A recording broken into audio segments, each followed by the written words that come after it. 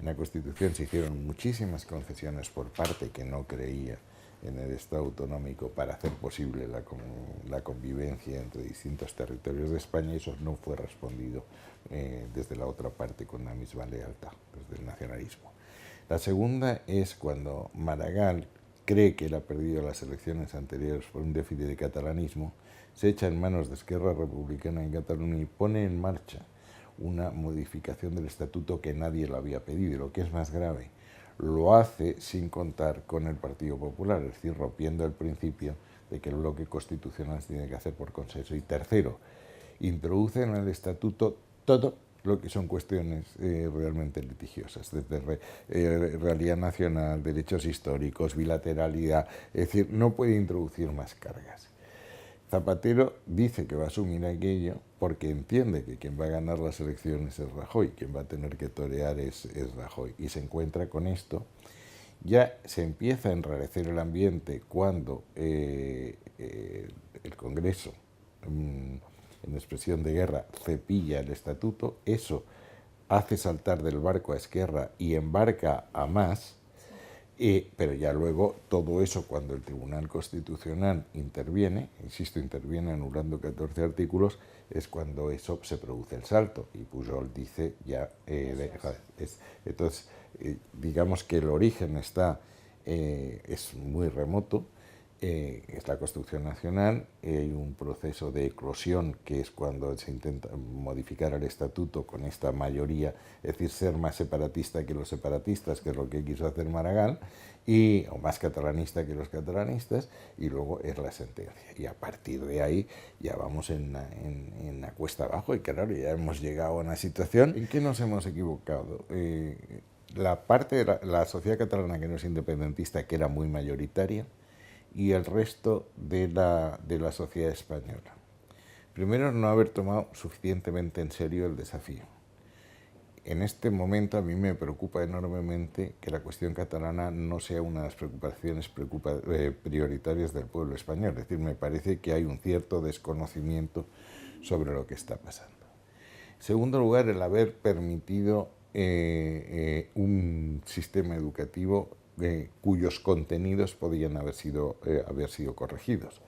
Pero el Estado tiene la competencia exclusiva de homologar títulos, lo cual le permite homologar currículo,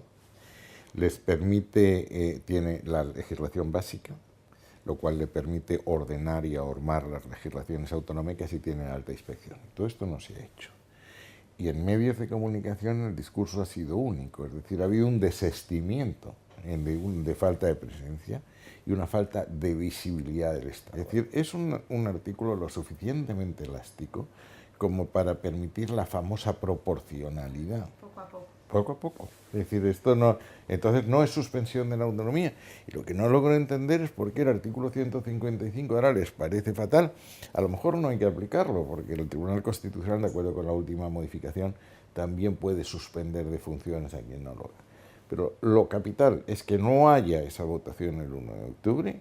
Las medidas que se adopten deben ser decididas por el presidente del gobierno, y en el momento que lo considere necesario, sin que nadie ponga trabas en las ruedas. Es decir, lo que no podemos decir, tiene usted que evitar esto, tiene usted que ganar el combate, pero subirse usted al ring con la mano derecha atada a la espalda. ¿Qué problema soluciona el introducir el concepto de la plurinacionalidad?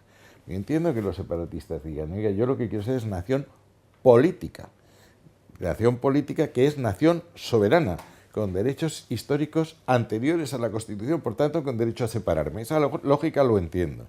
Pero decir, oiga, no, usted es nación, entiendo que originaria, pero eso no le da ningún privilegio respecto a las demás.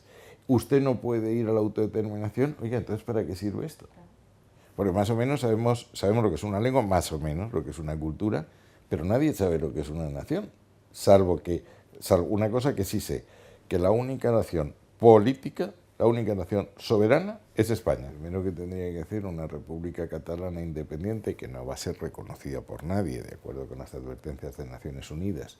No va a formar parte de Naciones Unidas porque el Consejo de Seguridad va a aceptar, y no va a formar parte de la Unión Europea, por lo menos durante mucho tiempo. Es afrontar una deuda pública de 75.000 millones más la parte que le corresponde de la deuda española.